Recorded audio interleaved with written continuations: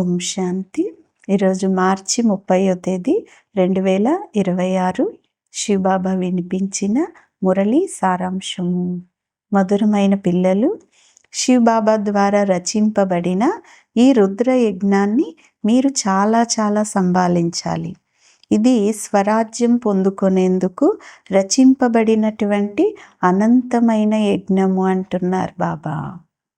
ప్రశ్న: ఈ రుద్రయజ్ఞాన్ని ఎటువంటి పిల్లలు గౌరవిస్తారు? సమాధానం: ఏ పిల్లలకైతే దీని విశేషతలు తెలిసి ఉంటాయో వారు గౌరవిస్తారు. ఈ రుద్రయజ్ఞము ద్వారా మనం గవ్వ నుండి వజ్రతుల్యంగా అవుతామని మీకు తెలుసు. ఇందులో పాత ప్రపంచమంతా స్వాహ అవుతుంది. ఈ పాత శరీరాన్ని కూడా స్వాహ చేయాలి. యజ్ఞంలో విఘ్నాలు కలుగజేసే చట్ట విరుద్ధమైన కర్మలేవీ చేయరాదు. ఇటువంటి గమనం ఉన్నప్పుడే గౌరవించగలరు అంటున్నారు బాబా. ఈరోజు పాట: మాత ఓ మాత మీరే సర్వుల భాగ్య విధాత. మంచిది. మధురాతి మధురమైన అపురూపమైన పిల్లలకు తల్లి తండ్రి బాప్ దాదాల యొక్క ప్రియ స్మృతులు మరియు గుడ్ మార్నింగ్. ఆత్మిక తండ్రి ఆత్మిక పిల్లలకు నమస్తే. ఆత్మిక పిల్లలు ఆత్మిక తల్లి తండ్రికి ప్రియ స్మృతులు, గుడ్ మార్నింగ్ మరియు నమస్తే నమస్తే. ధారణ కొరకు ముఖ్యమైన సారం. మొదటి పాయింట్: ఈ రుద్రయజ్ఞాన్ని చాలా చాలా గౌరవించాలి.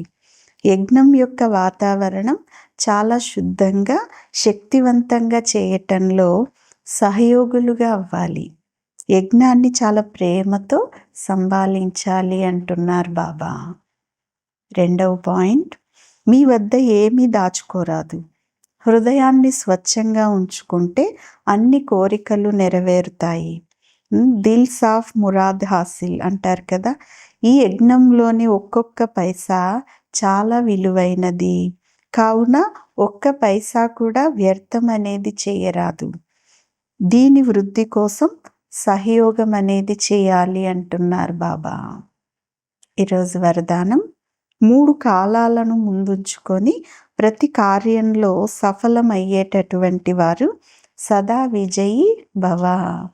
వరదానం యొక్క వివరణ: లౌకిక రీతిలో కూడా ఎవరైతే తెలివిగలవారుగా ఉంటారో వారు ముందు వెనుక ఆలోచించి అర్థం చేసుకున్న తరువాత అడుగు వేస్తారు. అలా ఇక్కడ కూడా పిల్లలైన మీరు ఏ కార్యమైనా చేసేదానికి ముందు 3 కాలాలను ముందుంచుకొని తర్వాత చేయండి. కేవలం వర్తమానాన్ని చూడకండి. బేహద్దు తెలివిని ధారణ చేయండి. విజయం యొక్క నిశ్చయం ఆధారంపై లేక త్రికాలదర్శి స్థితి యొక్క ఆధారంపై ప్రతి కర్మ చేయండి లేక ప్రతి మాట మాట్లాడండి. అప్పుడు వీరు అలౌకికమైన వారు లేక అసాధారణమైన వారు అని అంటారు. స్లోగన్: హద్దు యొక్క తీరాలను అంటే ఆధారాలను వదిలి ఒక్క తండ్రిని ఆధారంగా చేసుకుంటే ఆవలి తీరానికి చేరుకుంటారు అంటున్నారు బాబా. అవ్యక్త సూచన: నిశ్చయం యొక్క పునాదిని గట్టిగా చేసుకొని సదా నిర్భయంగా నిశ్చింతగా ఉండండి. చాలామంది పిల్లలు నేను బాగున్నాను, నా గురించి నాకు తెలుసు, ఇతరులకు తెలియదు, ఇతరులు గుర్తించరు, చివరికి తప్పకుండా గుర్తిస్తారు, ఇక మున్ముందు ఏం జరుగుతుందో చూడండి అని అనుకుంటారు. ఇది కూడా జ్ఞాన స్వరూప స్మృతి స్వరూప ఆత్మ కొరకు స్వయాన్ని మోసం చేసుకునే నిర్లక్ష్యం లేక సోమరితనం యొక్క మధురమైన నిద్ర. ఏ పిల్లల నిశ్చయం అనే పునాది గట్టిగా ఉంటుందో వారు ఎప్పుడూ కూడా దాగి ఉండరు. వారు సదా నిర్భయులుగా మరియు నిశ్చింతగా ఉంటారు అంటున్నారు బాబా. మంచిది. ఓం శాంతి.